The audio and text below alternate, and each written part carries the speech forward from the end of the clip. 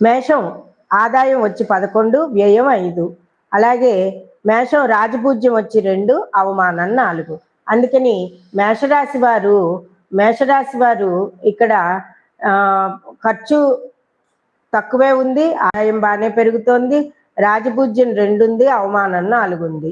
అలాగే వృషభ రాశి వారికి చూస్తే ఆదాయం 5, వ్యయం 14. అంటే శుభమూలక ఖర్చులేవో ఖర్చు పెడతారు. ఎందుకంటే వృషభం వారికి లాభశని అంటే విదేశీ యానాలు, పెళ్లిళ్ళు, పిల్లలు ఇవన్నీ కూడా బాగానే ఉన్నాయి వృషభ రాశి వారందరికీ. కాబట్టి కంగారు పడాల్సింది ఏమీ లేదు.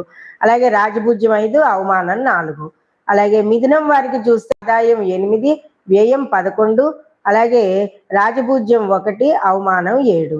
అలాగే కర్కాటక రాశి వారికి ఆదాయం 2, వ్యయం 11, రాజపూజ్యం 4, అవమానం 7. సింహరాశి వారికి గనక చూస్తే ఆదాయం 5, వ్యయం 5, సింహరాశి వారికి రాజపూజ్యం 7, అవమానం 7.